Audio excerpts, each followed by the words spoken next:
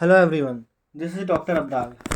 So we are discussing previous year question of subject linear algebra, program BCA of Galgotia university. हम इस पे already एक video बना चुके हैं और उसमें हम ऑलरेडी काफ़ी सारे क्वेश्चन भी डिस्कस कर चुके हैं। तो ये क्वेश्चन पेपर है जुलाई 2024 का। So without wasting any time हम आगे के क्वेश्चन सॉल्व करते हैं। तो हमने इसमें ऑलरेडी 6 क्वेश्चन कर लिए थे, तो आज हम 7 क्वेश्चन से स्टार्ट करते हैं। सो 7 क्वेश्चन क्या कहता है, solve the system of equations x1 plus x2 plus x3 is equal to 1 and there are 3 equations. First equation is this, second, third, using the Gauss elimination method. So इसमें हम question भी discuss कर लेंगे और method भी discuss कर लेंगे। तो स्टार्ट करते हैं।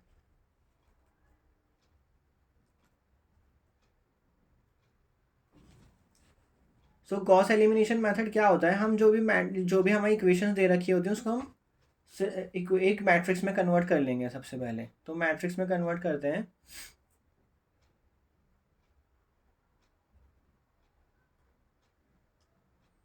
वन वन वन टू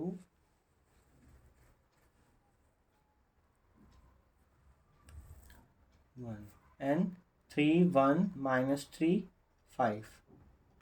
क्या कर रहे हैं, हम कोफिशिएंट्स कलेक्ट कर रहे हैं और राइट हैंड साइड को जो हम 1 5 10 है उसको हम कॉलन करके लिख रहे हैं 1 -2 -5 एंड 10। तो हम इसमें गॉस एलिमिनेशन मेथड कैसे लगता है, सबसे पहले यहाँ पे हम कुछ भी एंट्री हो उसके नीचे हमें ज़ीरो बनाने होते हैं। तो हम ज़ीरो बनाते हैं, कैसे बनाएंगे ये, R2 goes to R2 -3 R1 and R3 goes to R3 -R1। So ये कैसे हो जाएगा, 1 1 1 तो सेम ही रहेगा। सो फर्स्ट रो का हमने 3 टाइम्स करा और सेकंड रो में से सब्ट्रैक्ट कर दिया, तो 0। 3 टाइम्स करा और सब्ट्रैक्ट करा तो -2 -6 एंड 2 एंड फर्स्ट रो को थर्ड रो में से सब्ट्रैक्ट कर दिया तो 0 -3 -6 एंड 9। ठीक है यहाँ तक। अब नेक्स्ट ऑपरेशन क्या लगा रहा हूँ मैं, R2 गोज़ टू -1/2 R2, मतलब मैं सेकेंड रो को -2 से डिवाइड कर रहा हूँ। वो क्यों कर रहा हूँ, सिंप्लिसिटी के लिए कर रहा हूँ, जस्ट ताकि मेरे पास 1 आ जाए। 1 आ गया यहाँ पे। 3 2 -2 से डिवाइड कर रहा है, याद रखना। तो -1 -3 -6 एंड 9, ये एज इट इज़ है। तो अब मेरे पास ये 1 है, इस 1 की हेल्प से मुझे यहाँ पे 0 बनाना है। ठीक है, तो कैसे बनेगा, ऑपरेशन लगेगा। R3 को चेंज करना चाहते हो आप, R3 + 3R1 3R2, R2 की हेल्प से ही तो R3 में 0 करोगे। तो ये हो गया आपका matrix. First row as it is, कोई चेंज नहीं, सेकंड रो में भी कोई चेंज नहीं, एंड 3 टाइम्स कर दिया R2 का और उसको R3 में ऐड कर दिया। सो 3 टाइम्स का तो 9, 9 को -6 में ऐड करा तो 3, फिर 3 टाइम्स और ऐड करा तो 6, क्योंकि माइनस का 1 उसका 3 टाइम्स करोगे तो प्लस माइनस का 3, अब 9 में ऐड करोगे तो 6। अब हमारा ये रिड्यूस हो गया है, ये अपर ट्रायंगुलर बन चुका है, ये ट्रायंगुलर फॉर्म है। इसको हम क्या बोलते हैं, एक्लन फॉर्म भी बोलते हैं। सो रो एक्लन फॉर्म है ये। अब इसको वापस से इक्वेशंस में कन्वर्ट कर दोगे। अब इक्वेशंस में कैसे कन्वर्ट होता है, ये x से मल्टीप्लाई होगा, फिर ये y से, और फिर ये z से। तो करते हैं x + y + z और राइट हैंड साइड 1 है, फिर 0 × x + y + 3z is equal to -1 and last में 3z आ जाएगा इज इक्वल टू 6। तो ये वाली इक्वेशन क्या इम्प्लाई कर रही है, यहाँ से z की वैल्यू क्या आ जाएगी, 2 आ जाएगी। अब z की वैल्यू 2 आपको यहाँ पुट कर देनी है, तो क्या हो जाएगा, y + 3 × 2, क्योंकि z की वैल्यू 2 निकाल ली, इज इक्वल टू -1। तो 6 इधर आ गया, तो ये क्या बन गया, -7। राइट हैंड साइड पे लेकर 6 को 3 × 2, अब यहाँ पे पुट कर दो x वाई की वैल्यू क्या निकाली आपने, -7, और z की वैल्यू 2 इज इक्वल टू 1। सो ये क्या हो जाएगा, -5 और इधर गया तो 6, तो x की वैल्यू 6 आ गई। तो आपका सोल्यूशन क्या बन गया, तो solution is x is equal to 6, y is equal to -7 and z is equal to 2। तो ये आपका आंसर है। ठीक है, रो ऑपरेशंस आपने जो है तरीके से लगाने, अगर आपको डायरेक्टली लगाने नहीं आती तो अगर R2 goes to R2 -3R1 लिखा है तो कैसे लगाओगे, यहाँ R2 की वैल्यू लिख लो। अब R2 की वैल्यू यहाँ से लिखोगे आप, यह R2 है आपकी, तो 3 1 माइनस का 3, फिर -3 -3 -3 मल्टीप्लाई इंटू R1 ये है आपकी, तो आ गया 1 1 1। और हाँ ये भी लिखने हैं हमें, ये 5, ये राइट हैंड साइड वाली जो एंट्रीज हैं ये भी लिखनी है। तो R2 में 5 भी है, -3 इंटू R1, तो जो वैल्यूज आएंगी 0 आ गया, -2 आ गया, -6 आ गया एंड 2 आ गया। तो ये वाली ही वैल्यूज मैंने यहाँ लिखी हैं, देखो। तो आप इस तरह से करोगे तो आप बहुत इजीली कर लोगे और मिस्टेक्स भी कम होंगी। तो 7 क्वेश्चन हो गया है हमारा। अब हम नेक्स्ट क्वेश्चन करते हैं 8। तो 8 क्वेश्चन क्या है, लेट ए है कोई matrix, compute first characteristic polynomial of A and the A inverse. तो आपके दोनों के कैरेक्टरिस्टिक पॉलिनोमियल फाइंड करने हैं। तो इसमें शॉर्ट ट्रिक यूज होगी, हम वही यूज करेंगे। Question number 8। सो मैट्रिक्स क्या गिवन है देख लेते हैं।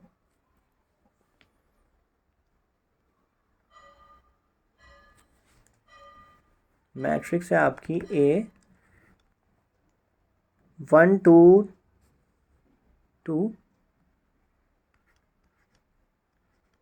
-3 -1 एंड 3 2 0 1। तो हमें ए का कैरेक्टरिस्टिक पॉलिनोमियल चाहिए और ए इनवर्स का। क्रॉस चेक कर लेते हैं, हमने एंट्री सही लिखी है ना, 2 0 1 लास्ट में है, ठीक है। So characteristic polynomial of A and characteristic polynomial of A inverse, ये हमें दोनों चीज़ें फाइंड करनी है इसमें। तो कैसे फाइंड करते हैं characteristic polynomial, determinant of A minus lambda I करके फाइंड करते हैं। Just only this, equal to 0 नहीं रखते हैं इसको, वो कैरेक्टरिस्टिक इक्वेशन होती है, आप उसको इक्वल टू 0 रखते हो। तो सॉल्व करते हैं इसको,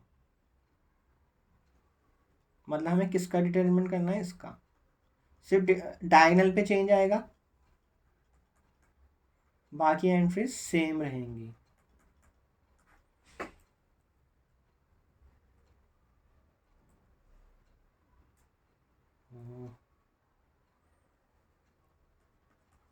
तो 1 माइनस लैम्डा,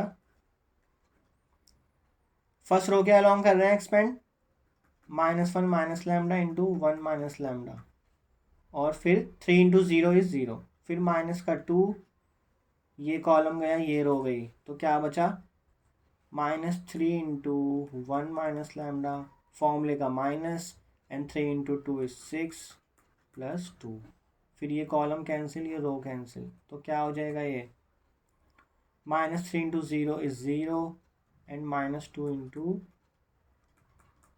1 माइनस लैम्डा।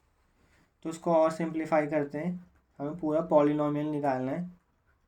तो मल्टीप्लाई करते हैं अंदर वाले दोनों ब्रैकेट्स को, -1 plus lambda minus lambda plus lambda square, -2 -3 plus 3 lambda -6 plus 2।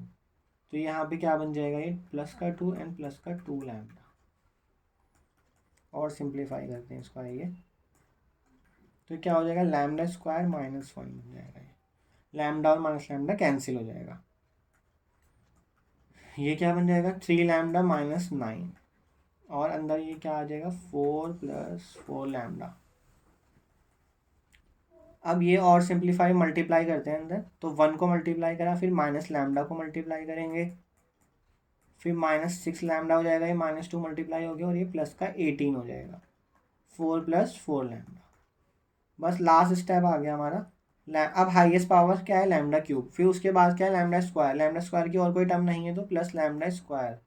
फिर लैम्डा की टर्म्स देखेंगे, lambda minus 6 lambda and plus 4 lambda, ये कितना हो जाएगा, प्लस का 5 लैम्डा और माइनस का 6 लैम्डा, तो माइनस लैम्डा हो जाएगा फाइनली। और कांस्टेंट हम क्या क्या है, -1 है और 18 है एंड 4 है, तो 22 - 1 इज 21। तो ये आपका आ गया, क्या आ गया ये, characteristic polynomial of characteristic polynomial of A, और हम इसको डिनोट कर रहे हैं पी ए लैम्डा से। ठीक है, इसको हम डिनोट कर रहे हैं, नोटेशन है जस्ट ये, आप कुछ भी लिख सकते हो, एफ एक्स जी एक्स कुछ भी लिख सकते हो, G lambda, F lambda, H lambda, क्योंकि एक फंक्शन है ना, ये लैम्डा का फंक्शन है। अब फॉर्मूला होता है, formula for characteristic polynomial of A inverse. अब हमें यहाँ ए इनवर्स निकालने की जरूरत नहीं है, आपसे क्वेश्चन में देखो क्या पूछा गया है, क्वेश्चन नंबर 8 है, compute the characteristic polynomial of A the A inverse, मतलब दोनों का फाइंड करना है हमें, ए का भी और ए इनवर्स का भी। तो हमें यहाँ पे अब मैट्रिक्स का इनवर्स निकालने की ज़रूरत नहीं है, हम डायरेक्टली फॉर्मूले से ही करेंगे उसको, क्योंकि वो कैलकुलेशन आपकी बड़ी हो जाएगी। तो उसका फॉर्मूला क्या होता है, तो वो होता है आपका फॉर्मूला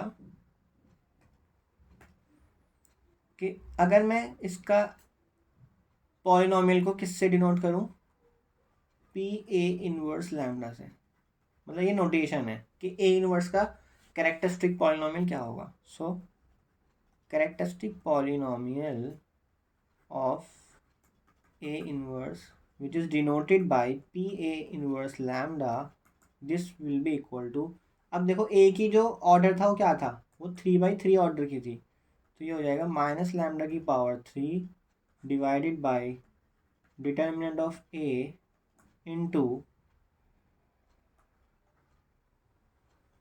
PA 1/लैम्डा। अब इसका मतलब क्या है, माइनस लैम्डा क्यूब समझ गए होगे आप क्या है, डिटर्मिनेंट ऑफ लैम्डा भी समझ गए होगे। अब ये PA 1/लैम्डा क्या है ये देख लेते हैं। फॉर एग्जाम्पल, अगर मेरा कोई फंक्शन है एफ एक्स इक्वल है 1+x+2x² के, और मैं एफ एक्स को चेंज करके 1/x कर दूँ, इसका मतलब जहाँ जहाँ x है वो रेसिप्रोकल हो जाएगा उसका, तो 1 में तो कांस्टेंट है, कुछ नहीं होगा उसका, तो यहाँ 1/x आ जाएगा, और ये रेसिप्रोकल 2/x² हो जाएगा। ये समझे, मतलब जहाँ जहाँ एक्स है उसका रेसिप्रोकल हो गया, तो जहाँ जहाँ पी, अब आपने पी ए लैम्डा तो निकाला ही हुआ है, पी ए लैम्डा क्या है, वो ये है, पी ए लैम्डा आपका ये जो हमने ऊपर कैरेक्टरिस्टिक पॉलिनोमियल ऑफ ए निकाला है, this is P A lambda. ठीक है, अब मुझे इसमें बस 1/लैम्डा करना है, तो करते हैं ये, बट हमें डिटर्मिनेंट ऑफ ए भी चाहिए, तो डिटर्मिनेंट ऑफ ए निकाल लेते हैं। सो डिटर्मिनेंट ऑफ ए क्या आ जाएगा, फर्स्ट रो के अलॉन्ग करते हैं, -1, फिर -2, -3 -6 एंड +2, तो ये आ जाएगा -2, तो -1, तो -9 इंटू -2 +18 एंड 4, तो ये आ गया आपका 21। तो ये डिटर्मिनेंट ऑफ ए हमारा आ गया, हमें इसे डिवाइड करना है अपने, जब हम characteristic polynomial of A inverse निकालेंगे।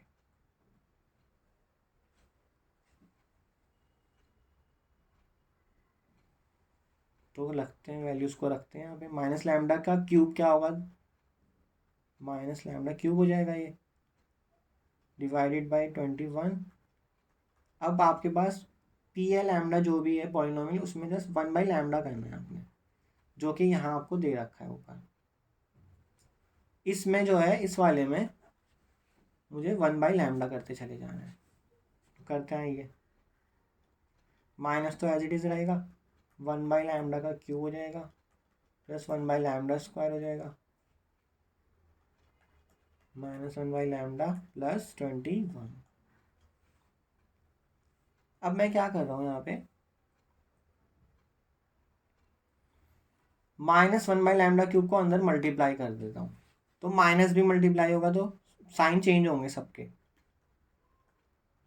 साइन चेंज तो ये प्लस का, अब λ³ जब ऊपर चला जाएगा नीचे डिवाइड में λ³ तो ये 1 हो जाएगा, फिर इसका साइन चेंज, तो मैं एक एक लिख के ही दिखा देता हूँ आपको कैसे होगा ये, λ³/λ², फिर साइन चेंज क्योंकि आप माइनस से मल्टीप्लाई कर रहे हो, तो -λ³ 21, सब जगह λ³ से हमने मल्टीप्लाई कर दिया और साइन चेंज कर दिए, तो λ³ कैंसिल 1,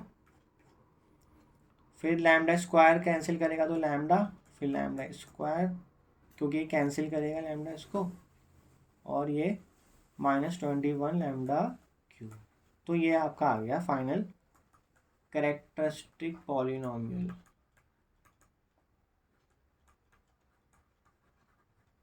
ऑफ, तो यही आपका आंसर है। ठीक है, सो नेक्स्ट क्वेश्चन देखते हैं अब। तो इसमें वो फॉर्मूला याद रखना आपने, क्या फॉर्मूला लगाया है। अब इसमें हमें क्वेश्चन नंबर 9 देखते हैं।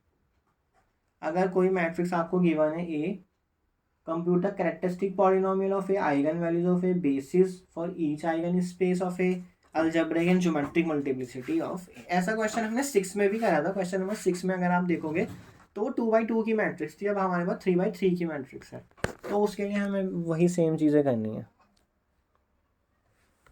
तो क्वेश्चन नंबर 9,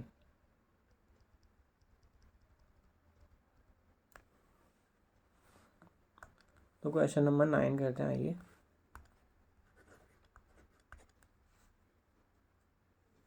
ए मैट्रिक्स क्या आगे मैंने आपको यहाँ पे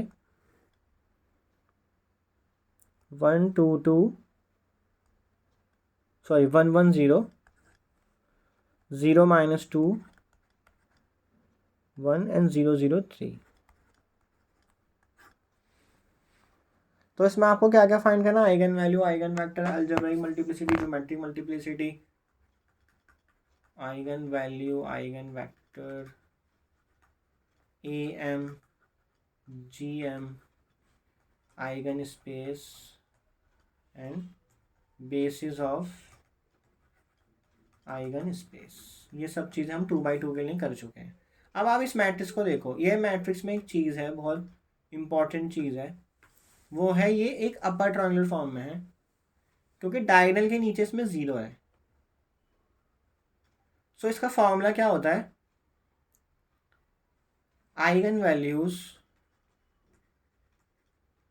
ऑफ अपर ट्रायंगुलर मैट्रिक्स, तो इसमें हमें डिटरमिनेंट सॉल्व करने की जरूरत नहीं है। Upper triangular matrix are the diagonal elements,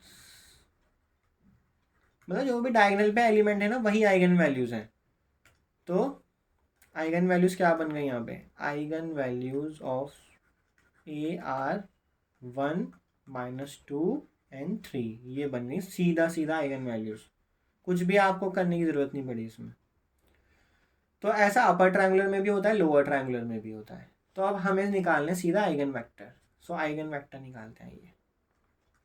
so eigenvector for lambda is equal to 1 by 1 निकालेंगे, और यहाँ पे तीनों डिस्टिंक्ट आइगन वैल्यूज आ रही हैं, तो अगर तीनों डिस्टिंक्ट आ रही हैं तो आपको तीनों के लिए अलग अलग आइगन वेक्टर निकालने पड़ेंगे।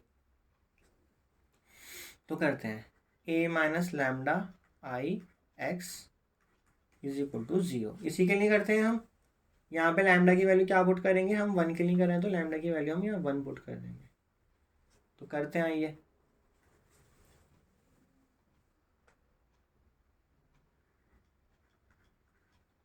बाकी जो ऑलरेडी वीडियोस देख चुके हैं, मैं ऑलरेडी प्लेलिस्ट लीनियर अलजेब्रा की जो बना रहा हूँ उसमें मैं आइगन वैल्यू, आइगन वेक्टर का कॉन्सेप्ट ऑलरेडी वीडियोस में डिस्कस कर चुका हूँ। तो उसमें सिर्फ डायगनल्स पे ही चेंज होता है, आप देखना जाके कैसे माइनस करें। फिर भी मैं आपके लिए एक स्टेप कर रहा हूँ एक्स्ट्रा, एक्स वाई जेड। जितनी बार मैं आपके सामने करूँगा आपको उतने अच्छे से याद हो जाएगा ये। तो डायगनल पे से 1 1 1 माइनस होना है इस वाली मैट्रिक्स में से, ये जो आपकी ये मैट्रिक्स है फर्स्ट वाली। तो ये 0 आ जाएगा। -2 - 1 इज -3 एंड 3 - 1, सॉरी यहाँ 1 आएगा।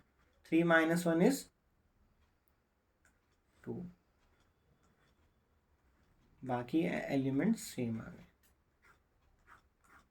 X Y. अब हमें आइगन वेक्टर के लिए इसको इक्वेशंस में कन्वर्ट करना पड़ेगा। अब जब भी कभी किसी मैट्रिक्स में ज़्यादा जीरो दिख रहे हो ना तो उसको सीधा मल्टीप्लाई कर दो, आपको वैल्यूज मिलनी शुरू हो जाएंगी।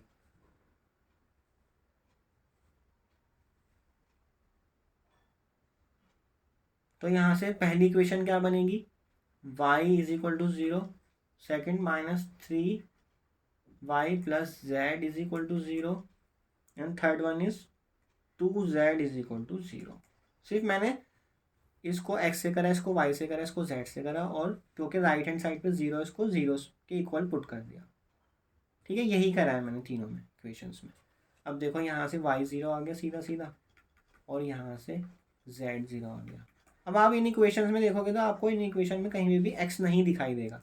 तो जब इक्वेशन में x नहीं है तो this implies x is independent, मतलब x कुछ भी वैल्यू ले सकता है। तो आप 0 मत लेना, 0 के अलावा कुछ भी ले लेना। तो आपका आइगन वेक्टर यहाँ क्या बनेगा, एक्स वाई जेड। तो मैं x को क्या ले रहा हूँ, so take x is equal to 1 और ये दोनों 0। तो ये आपका पहला आइगन वेक्टर आ गया, वैल्यू आइगन वैल्यू 1 के लिए। अब हम क्या निकालेंगे, सेकंड आइगन वेक्टर। तो आइगन वैल्यू क्या है, नेक्स्ट क्या है आइगन वैल्यू, -2। तो -2 के लिए निकालते हैं। So eigenvector for lambda is equal to -2। तो क्या हो जाएगा, a minus lambda I x is equal to 0। तो पुट करते हैं एक ही वैल्यू इसमें।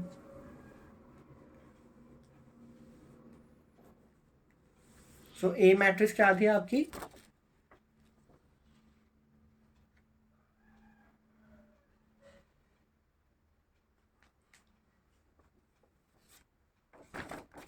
जीरो वन जीरो, लैम्डा की वैल्यू क्या ली हमने, -2।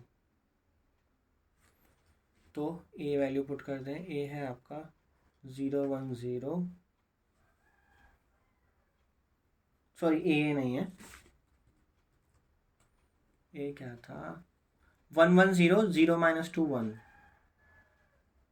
1 1 0 0 -2 1 एंड 0 0 3। तो -2 इंटू आई,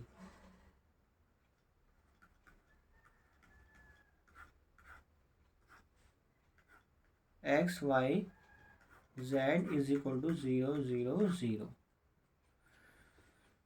सो डायगनल पे से क्या माइनस होगा, अब 2 माइनस होगा डायगनल पे से। तो करते हैं इसको आगे।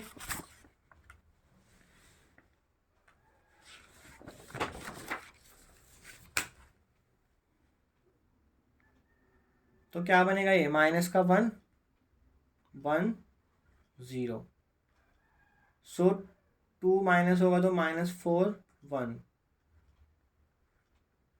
सॉरी फिर से मैंने यहाँ 1 करना था। तो 3 - 2 is 1, x y z is equal to 0 0 0।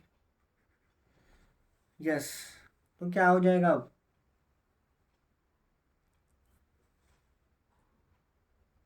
इसमें मैट्रिक्स मैंने गलत तो नहीं कर दी, 1 1 0 0 -2 1 0 0 3।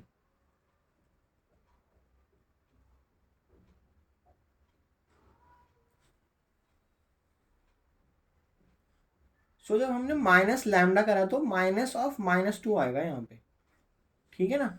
तो यहाँ पे ये माइनस की मिस्टेक हो रही है।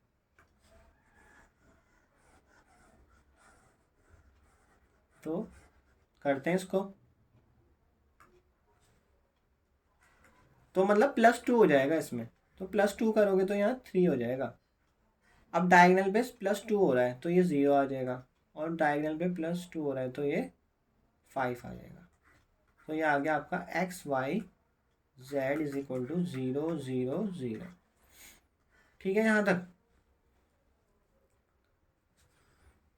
सो इक्वेशंस बना लेते हैं सीधा। जब ज़्यादा ज़ीरो दिखाई दे आपको, ज़्यादा कुछ इसमें रिड्यूस करने की ज़रूरत नहीं है, तो आपको बहुत ईजिली वैल्यूज़ मिल जाएंगी। तो मैंने इनको इक्वेशंस में कन्वर्ट कर लिया। तो z तो 0 ही आ रहा है आपका यहाँ पे, और यहाँ पे अगर मैं z 0 पुट कर दूँ तो 3x + y is equal to 0 आ जाएगा। तो इसका मतलब 3x इज इक्वल टू, या फिर y is equal to -3x ले लो यहाँ पे, है ना।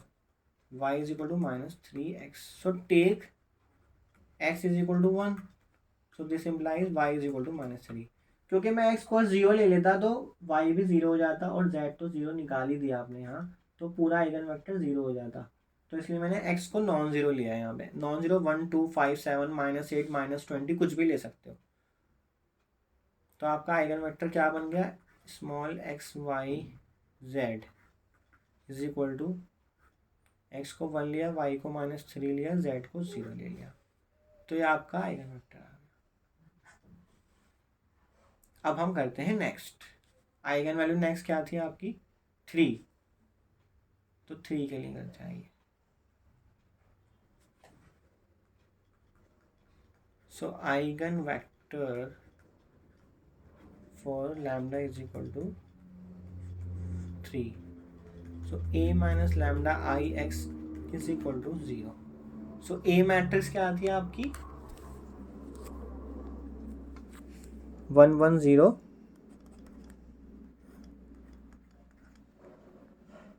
0 -2 1 एंड 0 0 3। क्या करना है इसमें से, माइनस लैम्डा, लैम्डा की वैल्यू 3। ठीक है। तो जब -2 था तो ऊपर जो है हमने -2 करना था। तो ये आ गया आपका पूरा सिस्टम आइगन वेक्टर निकालने का। सो डायगनल पे से -3 होगा जस्ट, तो 1 -3 इज -2, और -2 -3 डायगनल चेंज कर लेते हैं पहले। -2 -3 इज -5 एंड 3 -3 इज 0। तो डायगनल चेंज, बाकी सब कुछ सेम।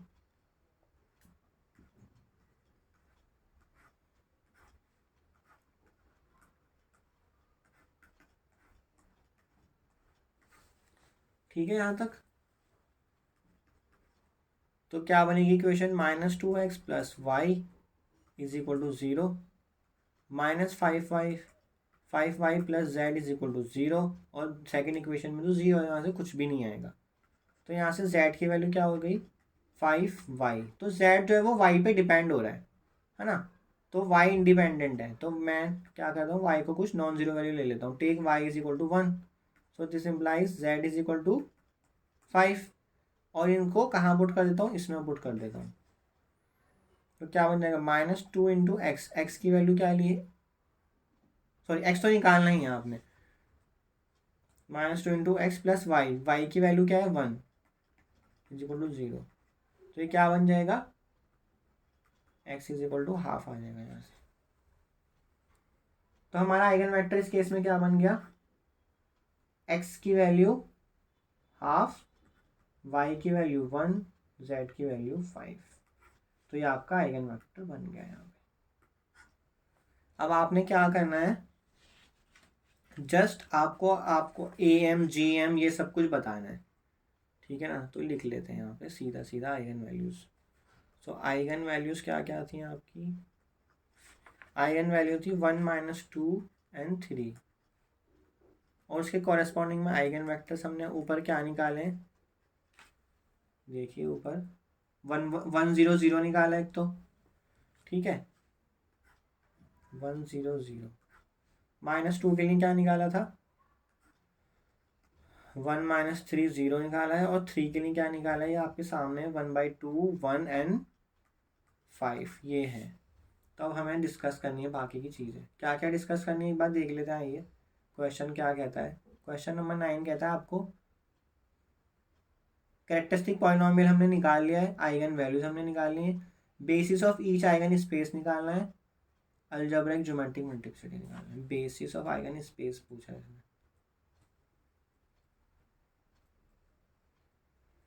तो सिंपल है बिल्कुल, हमारे पास जैसे ही आइगन वैल्यू आइगन वेक्टर आ जाते हैं ना, उसके बाद जस्ट क्वेश्चन 2 मिनट का ही बचता है। तो देखो कैसे करते हैं इसको हम।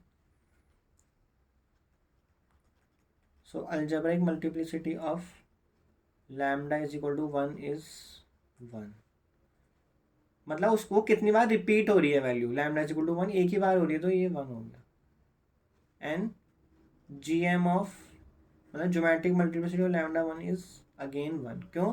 क्योंकि 1 के कॉरेस्पॉन्डिंग में जस्ट एक ही आइगन वेक्टर आ रहा है। सिमिलरली आप algebraic multiplicity of lambda is equal to -2 is 1, क्योंकि जो आइगन वैल्यू जितनी बार रिपीट हो रही है वही एम होता है, और उसके कॉरेस्पॉन्डिंग में आइगन वेक्टर जितने इंडिपेंडेंट आते हैं वो उसकी जीएम बन जाती है। तो ये भी 1 ही है, मतलब इस वाले क्वेश्चन में सब कुछ 1 1 ही रहेगा। Algebraic multiplicity of lambda is equal to 3 is 1, why? क्योंकि 3 एक ही टाइम रिपीट कर रहा है। And geometric multiplicity of lambda is equal to 3 is, उसके कॉरेस्पॉन्डिंग में कितना आइगन वेक्टर है, जस्ट 1 ही तो निकाला है हमने, तो वो भी 1 आ गया। उसके बाद पूछा है बेसिस ऑफ आइगन स्पेस। तो पहला आइगन स्पेस बनेगा 1 के कॉरेस्पॉन्डिंग में, दूसरा आइगन स्पेस बनेगा 2 -2 के कॉरेस्पॉन्डिंग में, तीसरा आइगन स्पेस बनेगा, उसको हम इसी से ई से डिनोट करते हैं, कैपिटल ई से। तो बेसिस क्या बनेगी, जो आपका आइगन वेक्टर आया है 1 0 0,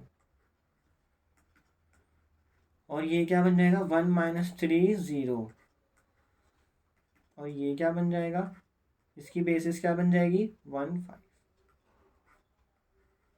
तो बस इतना ही पूछा गया था जो, और आपका कैरेक्टरिस्टिक पॉलिनोमियल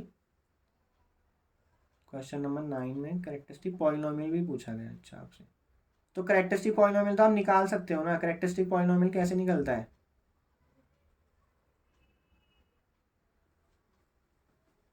वो आप determinant of A minus lambda I, जो भी वैल्यू आएगी ना वही कैरेक्टरिस्टिक पॉलिनोमियल होगा। तो इसका शॉर्ट क्या है फॉर्मूला, जब भी अपर ट्रायंगुलर या लोअर ट्रायंगुलर में मैट्रिक्स आपको गिवन है तो ये बन जाएगा 1 minus lambda into -2 minus lambda into 3 minus lambda, ये बनेगा आपका कैरेक्टरिस्टिक पॉलिनोमियल। तो क्या बनेगा, मल्टीप्लाई कर दो, -2 minus lambda plus 2 lambda plus lambda square, तो ये क्या बन गया 3 माइनस लैम्डा। तो ये क्या बन जाएगा lambda square plus lambda -2 3 minus lambda, और ये फिर मल्टीप्लाई कर दो इसको, 3 lambda square and minus lambda cube plus 3 lambda and minus lambda square -6 and plus 2 lambda. तो ये आ गया आपका माइनस का लैम्डा क्यूब, लैम्डा स्क्वायर की टर्म कैंसिल होंगी तो 2 लैम्डा स्क्वायर, और लैम्डा तो 5 लैम्डा एंड -6। तो आप देख लेना ये कैरेक्टरिस्टिक पॉलिनोमियल आएगा इसका। सो क्वेश्चन नंबर 9 यहाँ पूरा हो गया। अब हम नेक्स्ट क्वेश्चन पे मूव करते हैं। ये सो नेक्स्ट क्वेश्चन क्या है, अगेन ये आइगन वैल्यू आइगन वेक्टर पर ही है। क्या करना है इसमें, find the eigen values and eigen vector of the matrix. तो ये क्वेश्चन अब आसान हो गया, आप खुद से ट्राई कर सकते हो। क्वेश्चन नंबर 10, हम क्वेश्चन नंबर 11 करते हैं ये। तो क्वेश्चन नंबर 11 क्या बोलता है, ए और ए इनवर्स हमें दिया गया है, then prove that A plus B जो है वो 7/20 के इक्वल होगा। ठीक है, तो करते हैं क्वेश्चन नंबर 11। अगर क्वेश्चन नंबर 10 आपसे नहीं हो रहा है तो आप मुझे कमेंट सेक्शन में कर देना मैसेज, तो मैं आपको क्वेश्चन नंबर 10 का भी सोल्यूशन प्रोवाइड करा दूंगा। सो क्वेश्चन नंबर 11, तो हमें इसमें दो मैट्रिक्स गी गई हैं, ए मैट्रिक्स दी गई है और इसका इन्वर्स दिया गया है। तो ए मैट्रिक्स क्या है, 2/2 की मैट्रिक्स है, 2 माइनस 0.1 एंड 0 एंड 3, और ए इन्वर्स क्या दिया गया है आपको 1/2 A 0 B। हमें क्या हमें प्रूफ करना है कि A प्लस बी की वैल्यू जो है ना वो 7/20 आएगी। जस्ट इतना प्रूफ करना है इस क्वेश्चन में। और ये क्वेश्चन नंबर 10 है, क्वेश्चन नंबर 11 है ये, और इसके 3 पार्ट्स हैं और ये चॉइस में भी है। मतलब जो लास्ट क्वेश्चन 11 एंड 12 है उसमें चॉइस भी होगी आपके पास, तो अगर कोई क्वेश्चन टफ लग रहा है वो वाला पार्ट छोड़ सकते हो। अगर देखो अब इसका जब 2/2 की मैट्रिक्स होती है ना, उसका जो हमारे पास इन्वर्स निकालने होगा तो तरीका बहुत आसान होता है। वो कैसे निकलता है मैं आपको बताता हूँ। सबसे पहले आप डिटर्मिनेंट ऑफ ए निकाल लो। ए इन्वर्स आपको दिया है लेकिन उसमें ए और बी रख दिया उन्होंने, और ए और बी हमें पता नहीं है, तो हम क्या करेंगे, पहले ए का इन्वर्स निकालेंगे। तो डिटर्मिनेंट ऑफ ए क्या होगा, 2 × 3 6, क्रॉस मल्टीप्लीकेशन। अब क्या करेंगे हम, ए इन्वर्स कैसे निकलता है, डायरेक्ट तरीका क्या होता है, इस वाली डायगोनल को इंटरचेंज कर दो। ठीक है, तो क्या वैल्यू आ जाएगी इंटरचेंज करने पे, 3 2। और इस वाले डायगोनल को आप साइन चेंज कर दो, तो साइन चेंज करोगे तो क्या आ जाएगा 0.01, और 0 तो किसी माइनस से मल्टीप्लाई होगा तो कुछ नहीं फर्क पड़ेगा। और डिटर्मिनेंट से डिवाइड कर दो, 6 आ रहा था ना, तो मैंने 1/6 कर दिया। ठीक है यहाँ तक, तो ये इन्वर्स आ गया आपका सीधा सीधा। तो 1/6 को अंदर ले जाओगे तो 3/6,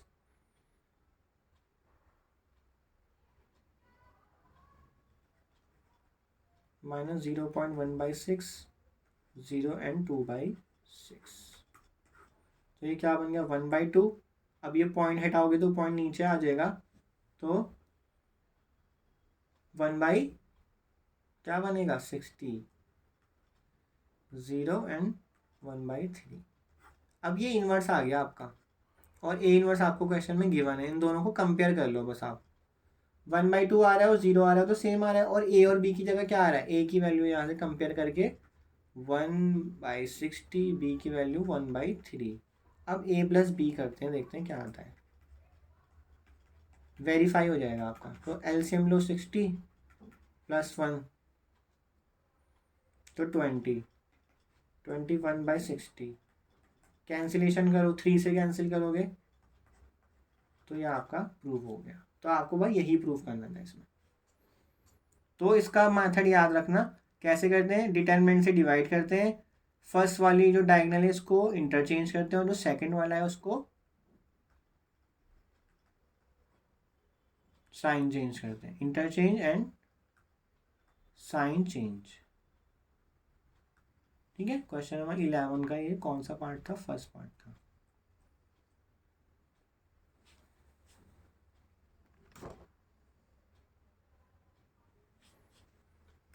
तो हमने ये कर लिया। अब सेकंड करते हैं, हमें क्या है, prove that the system of equation 4x + 2y = 7 and 2x + y = 6 has no solution. So करते हैं 11 का second part. So question number 11 का सेकंड पार्ट करते हैं। ये हमें वो बताना है कि 4x + 2y = 7 and 2x + y = 6. So this system has no solution. हमें इसको प्रूफ करना है। तो कैसे करते हैं इसको, इस तरह के जब भी सोल्यूशन पूछा जाता है तो हम उसकी ऑगमेंटेड मैट्रिक्स बनाते हैं। मतलब इसमें ए मैट्रिक्स क्या होगी 4 2 2 1, और बी मैट्रिक्स क्या होगी इसमें 7 6। तो हम क्या करते हैं, ए और बी को मर्ज कर देते हैं, है ना, और उसको हम सी मैट्रिक्स मान लेते हैं। तो क्या बनेगी 4 2:7 2 1:6। इसको हम सॉल्व करते हैं, इसकी रैंक से हम बता सकते हैं कि इसमें सोल्यूशन कितने होंगे। ठीक है,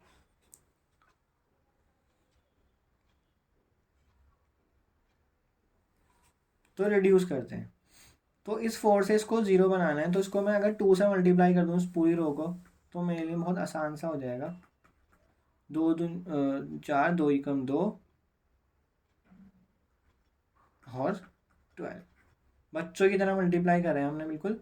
तो अब आपने क्या करा, R2 को चेंज कर दिया, R2 माइनस R1, तो क्या आएगा ये 4 2 7 0 0 एंड 12 माइनस 7 क्या आ जाएगा ये 5। अब हम क्या करते हैं, ये हमारी कैसी फॉर्म है, रो एक्लन फॉर्म। जैसे रो एक्लन फॉर्म आ गई आपकी, अब आप क्या करोगे, रैंक कंपेयर करोगे। तो जो ये वाली मैट्रिक्स है ना आपकी, ये रेड वाली मैट्रिक्स, ये है आपकी मैट्रिक्स ए के कॉरेस्पॉन्डिंग में बनी हुई मैट्रिक्स। तो यहाँ से हम रैंक बताएंगे ए की। सो ए की रैंक क्या आ रही है 1। और जो ये आपकी पूरी ब्लू में हाईलाइटेड है, ये पूरी आपकी सी मैट्रिक्स है, मतलब ए और बी को मिलाई गई मैट्रिक्स। सो रैंक ऑफ सी क्या आ रहा है यहाँ पे, मतलब कुछ स्टूडेंट ऐसे भी पढ़ते हैं rank of A is two B करके, इस तरह से भी पढ़ते हैं। तो इसकी रैंक क्या आएगी, जिसमें नंबर ऑफ नॉन जीरो रोज कितनी है, 1 रो 2 रो, तो ये 2 गई। ठीक है, ए मैट्रिक्स आपकी ये रेड वाली है, तो इसमें number of non zero row 1 थी। तो rank of A is not equal to rank of C. So जब भी रैंक ऑफ दोनों की मैट्रिक्स की रैंक इक्वल नहीं होती, तो वी हैव नो सोल्यूशन। तो आप सीधा सीधा लिख सकते हो उसको इस तरह से।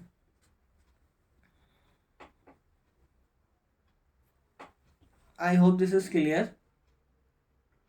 बहुत इजी था ये तो। अब हम नेक्स्ट पार्ट करते हैं, लास्ट पार्ट है इसका, थर्ड पार्ट। क्या है, prove that the polynomial 1x x square span p2x। तो स्पैन वाला का देख लेते हैं क्या होता है, मतलब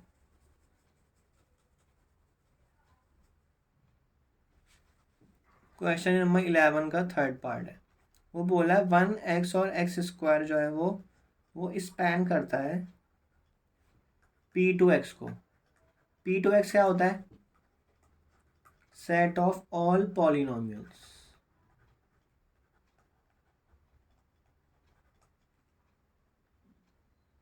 of degree less than equal to 2।